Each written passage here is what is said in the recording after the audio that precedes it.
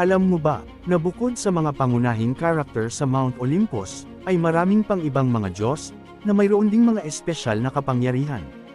Bagamat, hindi gaanong makapangyarihan, kaysa sa mga pangunahing Diyos.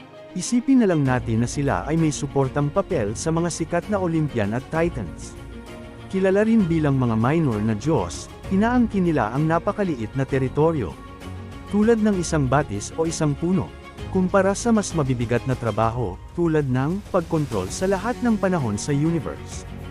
Kaya sino ang ilan sa mga minor na Diyos na ito? Halina at kilalanin natin, upang malaman ang kanilang mga tungkulin at responsibilidad. Kuretes. Ang mga Diyos sa paligid ng bundok. Ang mga Kuretes ay mga mandirigma na umusbong mula sa lupa, na nakasuot ng baluti at may dalang sandata, at isa din sa mga nag-alaga kay Zeus ng kabataan niya. Nymphs. Ang mga nymphs ay magagandang, kaakit-akit na kababaihan, na karaniwang nakatira sa mga panlabas na kapaligiran. Tulad ng mga puno, sa mga ulap, sa mga ilog, o sa mga dalampasigan.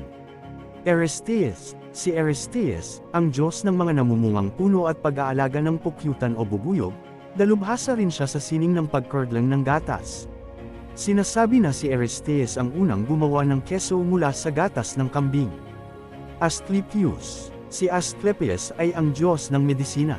Mayroon siyang napakalakas na haplos na kayang magpagaling ng mga mortal. Minsan ay pinagaling ni Asclepius ang isang ahas, at bilang tanaw na loob ay ibinahagi naman ng ahas, ang lahat ng lihim na karunungan nito.